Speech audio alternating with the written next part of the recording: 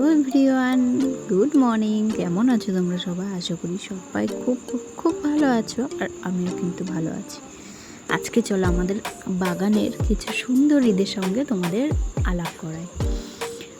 বলতে পারো শখ করেই করা আমার এই এত বড় ছাদ বাগানে আমি কিন্তু এখনও ভর্তি করতে পারিনি, তো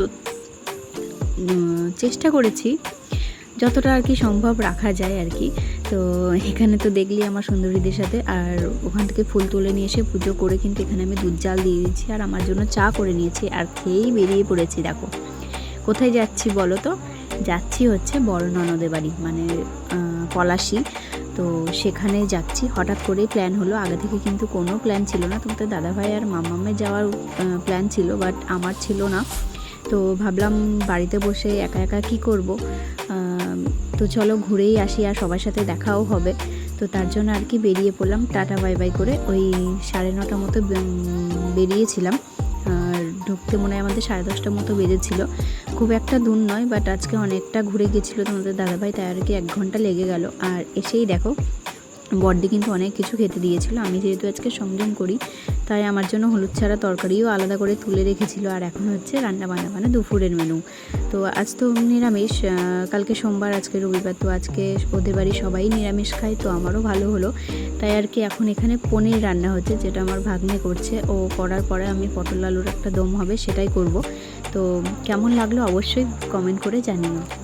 তারপর দেখো খাওয়া দাওয়া করে একটুখানি রেস্ট নিয়ে কিন্তু আমরা বেরোবো এবার, মানে গোছ গাছ চলছে। আমি এদিকে রেডি হয়ে গেছি, আর মাহি এখনও ঘুমোচ্ছে। ওকে তুলে রেডি করিয়ে বেরিয়ে যাবো। ওকে খাওয়াই না, কারণ কোথাও যাওয়ার সময় খাওয়ালে ও বমি করে দেয়। কিন্তু একবার দেখেছি, তার জন্য আর কি ভয়ে খাওয়াই না। যেহেতু 1 ঘন্টার রাস্তা, খুব একটা অসুবিধা হবে না, বাড়ি গিয়ে ওকে খাইয়ে দেবো, তাই আর কি কোনো চাপ নেই। এখন আমি রেডি হয়ে নিয়েছি, মামামকেও রেডি করিয়ে দিয়েছি, আর মাহি উঠলে ওকে রেডি করিয়ে আমরা বেরিয়ে যাব। আর 5টার মধ্যে বেরিয়ে যাওয়ার চেষ্টা করছি, কারণ বাড়ি গিয়ে আমার একটা আবার সাজানো আছে। তো মানে যতটা আমরা লেট করবো তত ওদিকেও লেট হয়ে যাবে, তাই আর কি।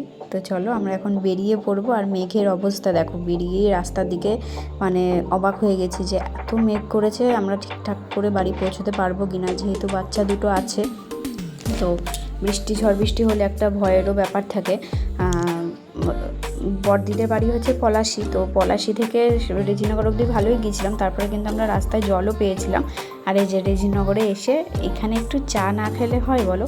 এখানকার চা আমার সত্যি খুব ভালো লাগে। মানে এদিক দিয়ে গেলে না, তোমাদের দাদাভাইকে আমার বলাই থাকে যে আমাকে একটু যেন 1 কাপ চা খাইও, তো ও খাবে না, আমার জন্য 1 কাপ চা এনে দিল।